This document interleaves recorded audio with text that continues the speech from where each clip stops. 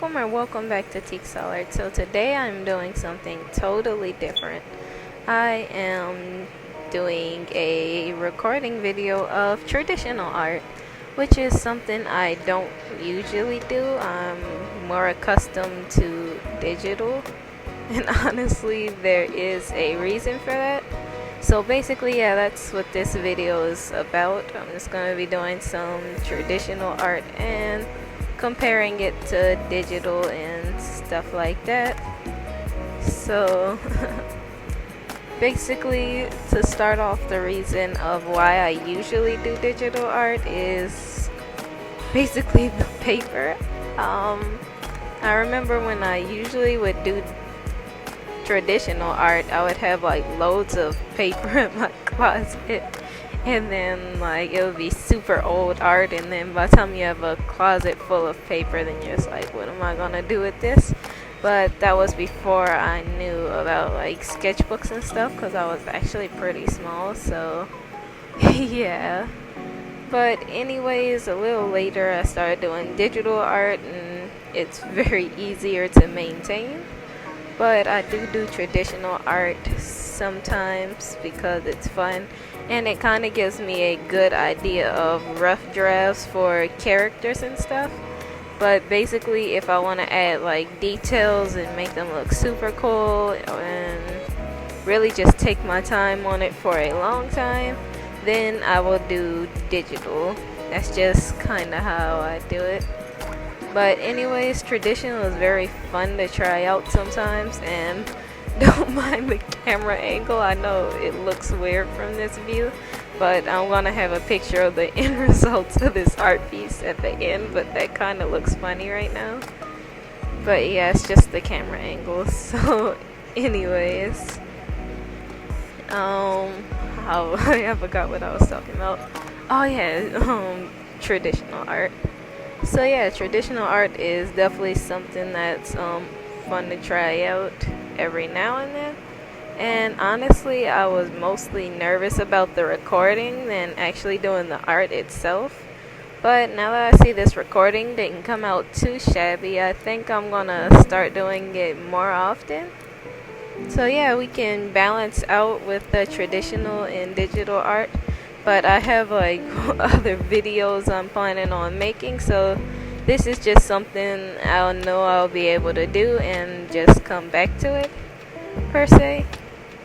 But anyways, I also have to thank Peach's Palette because she gave me a art tip that really helped with traditional art to not make super small characters, and that really helped me out. So shout outs to her and thank you.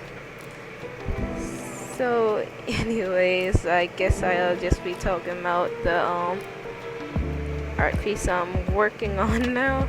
It's funny how the traditional and digital art is literally like the same process, except one you're using pen, pencil, paper, eraser, paint, etc., and the other one you have all of that there without needing to get the separate necessities, because you know it's digital and it's all in one device, whether you're using your phone, computer, tablet, or what else. So that is a pro about digital art, and that's why it actually works well for me. So basically, yeah, it does make it kind of easier, but once again, traditional, at least you get to use like a pencil and stuff, and they do have like Apple pencils and stuff, but it's not the same feeling as having a pencil against the paper. And right now I'm just adjusting the head. It kind of looks funny from this camera angle, but anyway, I am still in the process. Honestly, I have been using this hairstyle a lot in my recent art pieces, but I don't know, I still like it. So really, when I draw like something that's similar to the same thing, it's always going to be a OC practice run. So that's actually the big project I'm going to be working on. I have too many separate OCs and too many separate stories. So So I am going to try to collide those somewhat, and yeah, I'm gonna see if I can actually make at least 2 stable stories and try to get rid of the rest of them, or try to collide them into the one big story somehow, just to keep things more organized. Cause I technically have enough OCs, I just need to get the stories out. And there's some characters I have that I've never actually tried drawing yet, if that makes sense. But yeah, I have them in thought.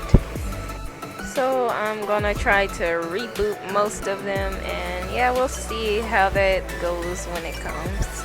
But anyway, now I can talk about line art from digital perspective versus traditional.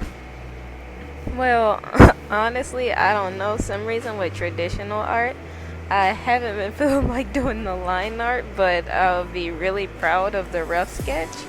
So I really was happy doing like traditional line art. Some reason it felt a little funner than the digital feels right now. So I really enjoyed this kind of process. Especially the feeling of using a pen. Some reason I like that. But anyways, and also another thing, I think you do have this in digital art, but I just don't really use it.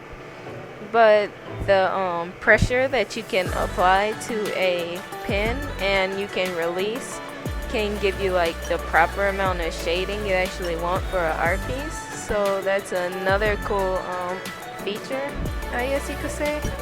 And also the pen kind of gives this scruffy look, but it actually makes the art piece look nice, if that makes sense. So honestly, I think that's just something about my art style. I kind of like the line art not to be perfectly straight, because I think like when you try to get too perfect, that's when it looks unnatural, because I mean it just doesn't look normal after a while. So yeah, I try to get like even lines with the rough sketch though, so I can get roundabout what I'm looking for.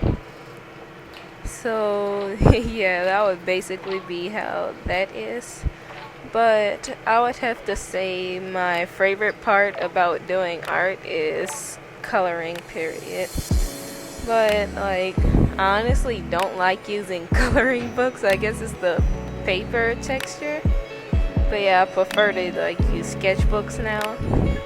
Which honestly, I gotta put that protective layer at the bottom. But honestly, I try to keep up with my sketchbook, but I do not use it often, I'm not gonna lie. So this was really fun to pull this out and start using it again. And I really like the texture of these markers. That's another thing I enjoy about traditional art versus digital art. They do have like different stencils, but it's, you know, not literally a pencil or pen. I don't know. I have this pencil and pen obsession when it comes to traditional art. But anyways, these markers always stun me because I'm surprised how clear everything looks when you use them. But yeah, I've been watching a lot of traditional art videos, which I guess is what inspired me to try this. Because there's a lot of cool channels that actually do this, and I thought, you know, why not try it for myself?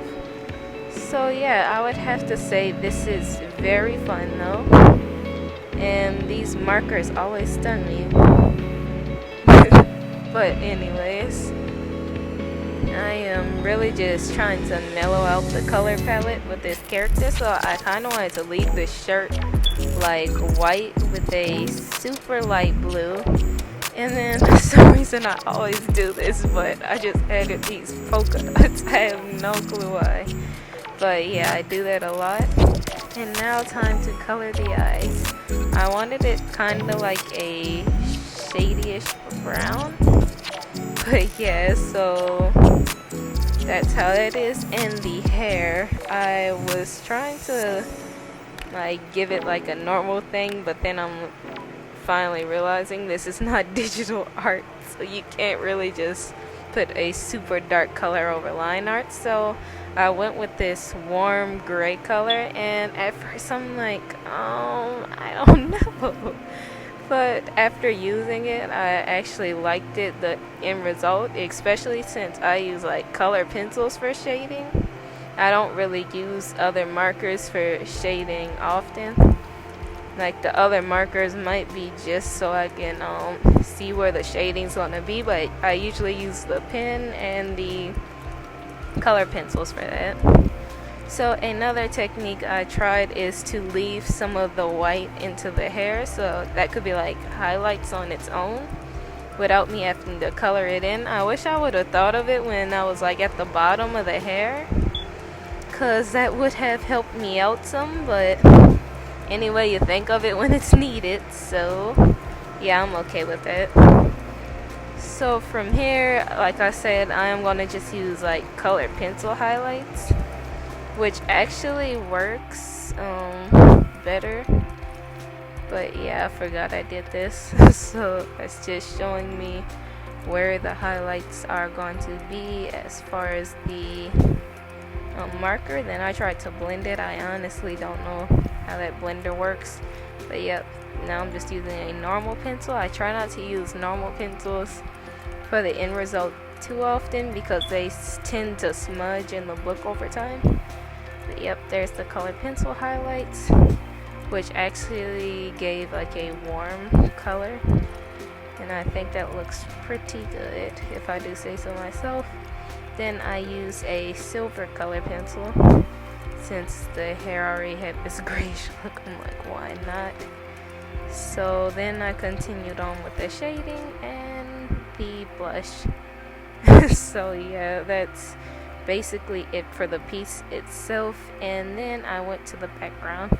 I didn't know whether I wanted to do a bird or a blueberry, I suppose. So I kind of went and just did this weird kind of circle, and I like how it looks, so I just kept going with that, and then did like normal circles towards the sides, and then I got like sick of doing that pattern, so I did normal circles and just markered them in. I know they didn't have to be too fancy because it's the background. It could have like a rough sketch background style and it'll still look fine, so I had no problem with that.